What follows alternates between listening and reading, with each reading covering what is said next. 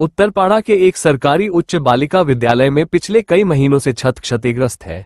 बरसात में पानी टपकता है और छत का हिस्सा गिर चुका है, जिससे छात्राएं खतरे में हैं। तिरपाल लगाकर पढ़ाई चल रही है। अभिभावकों ने जल्द मरम्मत की मांग की है।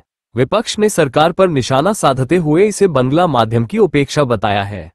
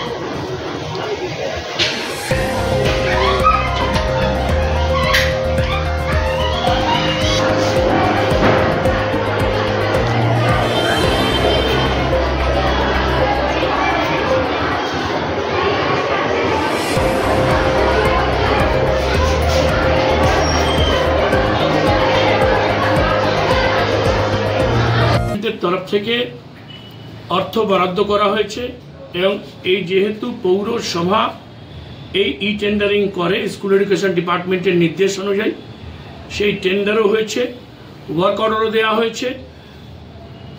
যে টাকা এবং যে টেন্ডার হয়েছে তার কমপ্লায়েন্সও ইতিমধ্যে হয়েছে।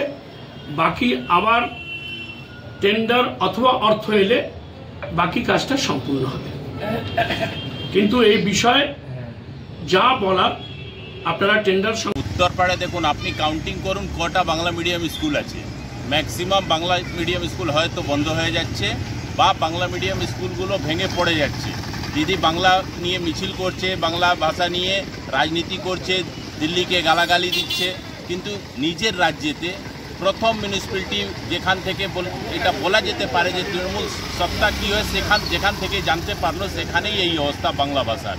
দেখুন ভাষা হচ্ছে একটা মাধ্যম তার সাথে যোগাযোগ করার জন্য, আর বাংলা ভাষা আমাদের সবথেকে এরকম ভাষা এখানকার রাষ্ট্রকবি যে দিয়েছে বাংলা ভাষা এই দেশকে, তার দিদি আর এই যে গভর্নমেন্ট এরা অসম্মান করছে।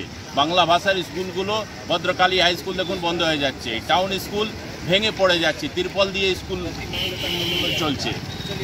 দেবশ্রী স্কুল যেখানে আমরা দাঁড়িয়ে আছি সেখানে প্রাইভেটাইজেশন হয়ে গেল। কাছে গেছিলাম তো ওনারা বললেন কি যে আমার কোনো দায় নয়, আমাদের শুধু তিরপল চেয়েছে, টেন্ডারে হয়েছিল তিরপল চেয়েছে, আমরা তিরপল দিয়ে দিয়েছি।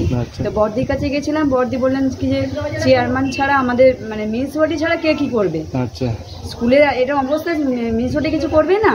তো আমরা বর্দিকে বললাম, বর্দি বললো কি যে আমরা চেষ্টা করছি কিন্তু কিছুতে টাকা হচ্ছে না, সেই জন্য ওনারা করতে পারছেন না। তা আমরা কি করবো ওই জন্যে এবার টুকাইটাকে বলেছিলাম, টুকাইটা বলেছিলেন যে দরখাস্ত দিয়ে সমস্ত সবাই সই দিয়ে একটা অ্যাপ্লিকেশান দিতে, কিন্তু আমরা সেটা এই দুজনে